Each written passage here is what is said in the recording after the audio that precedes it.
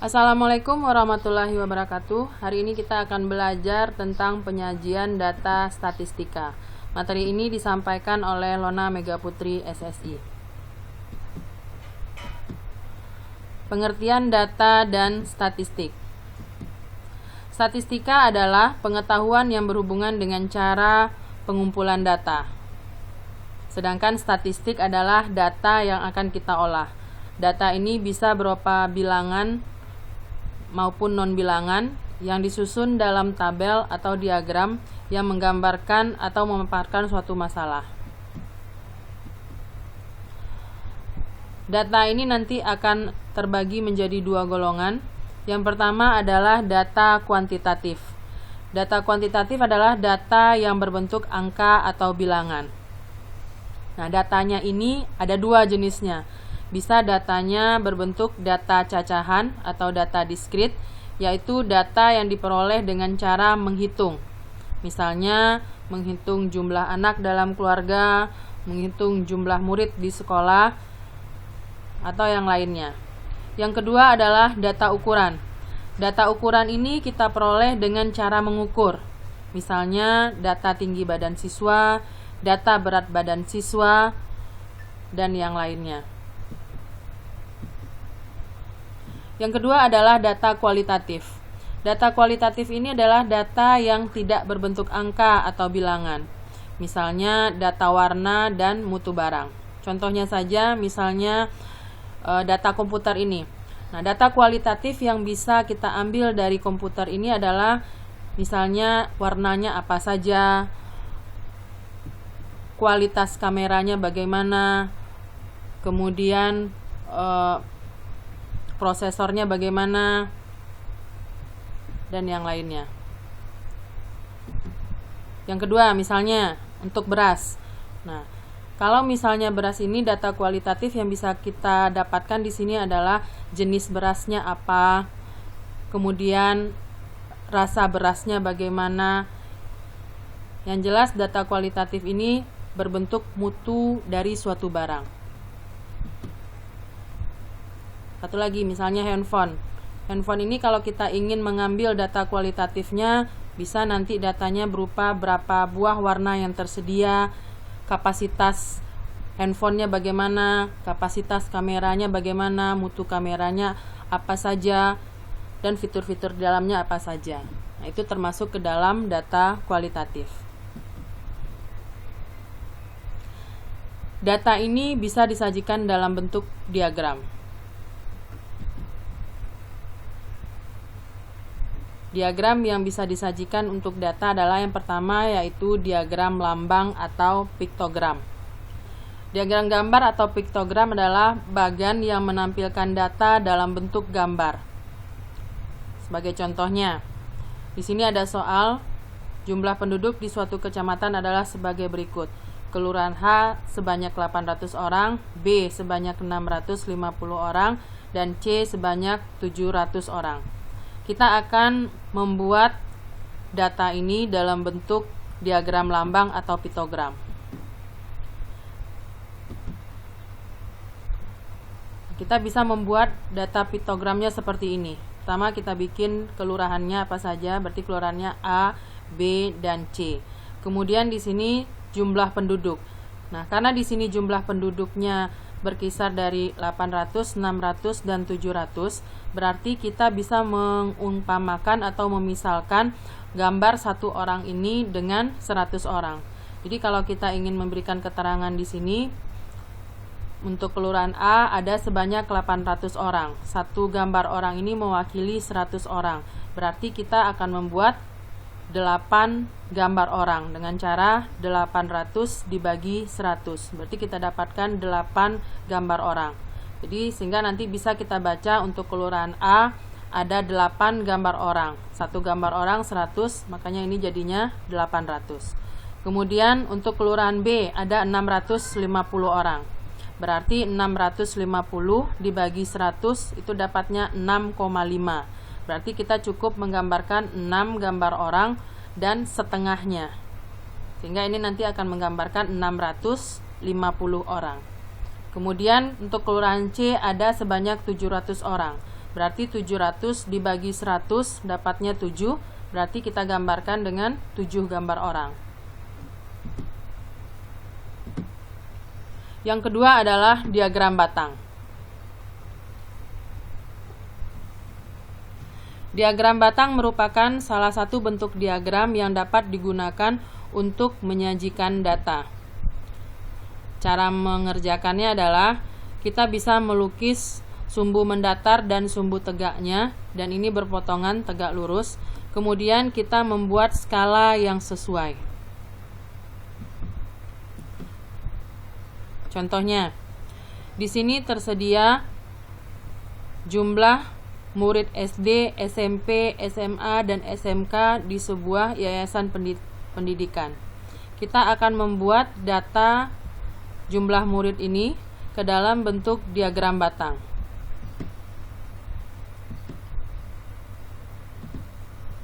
Pertama kali yang harus kita buat adalah kita bikin sumbu tegak dan mendatarnya yang saling berpotongan tegak lurus. Kemudian kita kasih nama masing-masing sumbunya, yaitu banyak siswa dan tingkatan sekolahnya. Kemudian kita buat skalanya. Skala ini tergantung dengan jumlah siswa yang ada. Di sini Ibu membuat skalanya dengan skala 100. Jadi tiap titik ini bernilai 100. Kita buat ini dari 100 sampai 600. Kemudian untuk tingkatan sekolahnya kita buat SD, SMP, SMA, dan SMK. Dan jarak antara SD, SMP, SMA, dan SMK ini juga mempunyai skala yang sama. Kemudian kita buat batangnya. Untuk SD ada sebanyak 500 siswa, berarti kita buat diagram batangnya SD sebanyak 500. Kemudian SMP 600, SMA 450. Berarti 450 berada di antara 400 dan 500. Kemudian untuk SMK-nya sebanyak 250. Nah, inilah gambar diagram batang untuk jumlah siswa.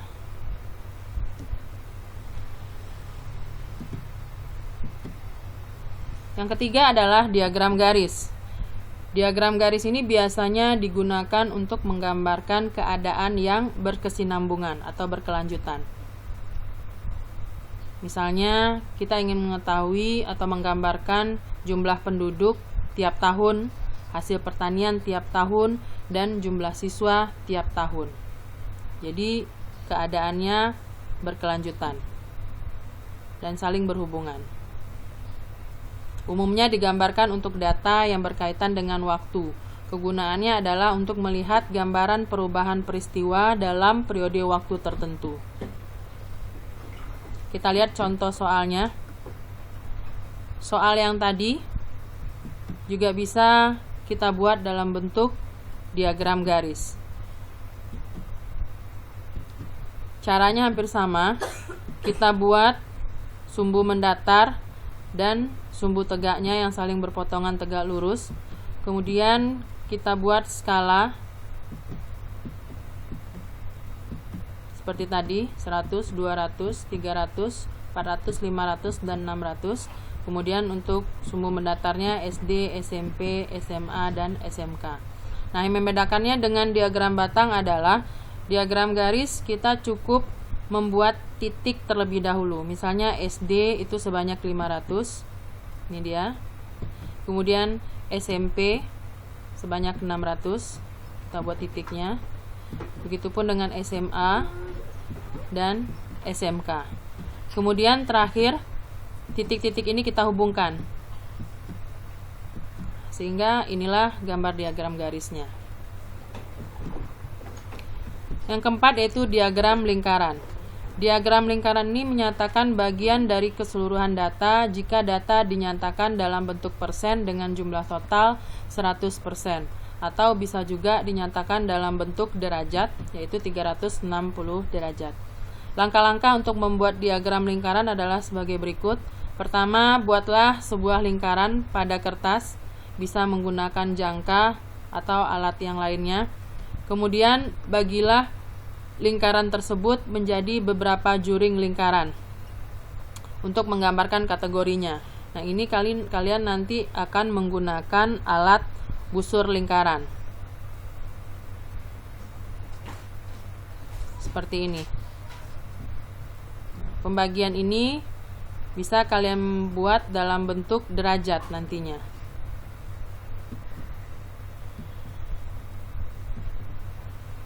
Kita contohkan lagi soal yang tadi. Sekarang kita akan membuat diagram lingkaran dari data siswa tersebut. Pertama, kita jumlahkan dulu seluruh siswa ini ada berapa. Kemudian kita akan mencari sudut pusatnya.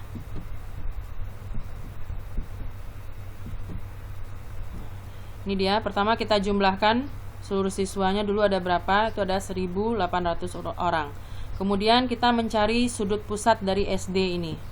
Caranya adalah jumlah siswa SD ada 500 dibagi dengan jumlah seluruh siswa dikali dengan 360 derajat. Jadi 500 dibagi 1.800 dikali 360 derajat.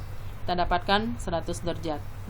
Kemudian dengan cara yang sama kita cari pula untuk sudut pusat sektor SMP. SMP ada 600 orang dibagi dengan jumlah seluruh siswa 1.800 juga dikali dengan 360 derajat. Untuk SMA berarti kita tinggal menukar yang pembilangnya ini saja. Untuk SMA 450 berarti 450 dibagi 1.800 dikali 360. Jadi yang berubah nanti hanya pembilangnya saja yang mau kita cari. Selebihnya sama. Nah, ini untuk SMK-nya. Sehingga kita dapatkan nanti data seperti ini. Nah, inilah yang kita pindahkan nanti ke dalam diagram lingkaran. Jadi untuk memperoleh SD ada 100 derajat. Jadi gambar sudut pusat ini sebesar 100 derajat. Ini bisa kalian gambarkan dengan bantuan busur derajat. Kita hitung nolnya di sini, kita buat garis 0. Kemudian kita hitung 100 derajat itu besarnya seberapa. Nah, dengan cara yang sama kita lanjutkan untuk SMP, SMA, dan SMK. Sehingga nanti ini kalau kita totalkan semuanya totalnya adalah 360 derajat.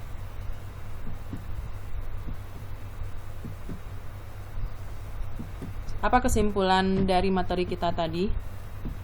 Ini kesimpulan yang bisa kita peroleh. Jadi untuk menyajikan suatu data statistik kita bisa menggunakan 4 cara.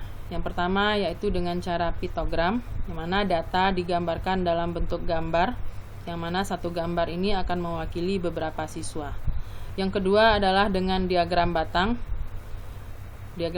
dan diagram garis. Cara penyajiannya, bentuk dan caranya hampir sama. Yang membedakannya adalah diagram batang bentuknya seperti batang, sedangkan diagram garis ini terbentuk dari titik-titik pertemuan antara sumbu mendatar dan sumbu tegaknya yang kita hubungkan. Dan yang terakhir adalah diagram lingkaran. Dari sini bisa kita simpulkan piktogram ini adalah diagram gambar. Diagram batang menggambarkan data yang berbentuk kategori. Ini digunakan untuk membandingkan data atau menunjukkan suatu hubungan data dengan data keseluruhannya. Yang ketiga, diagram garis umumnya digambarkan untuk data yang berkaitan dengan waktu. Kemudian datanya akan selalu berkesinambungan. Yang keempat adalah diagram lingkaran. Diagram yang menggunakan daerah lingkaran untuk menggambarkan data-data tertentu. Terima kasih. Cukup sekian materi kita hari ini. Penyajian data berupa piktogram, diagram batang, diagram garis, dan diagram lingkaran. Assalamualaikum warahmatullahi wabarakatuh.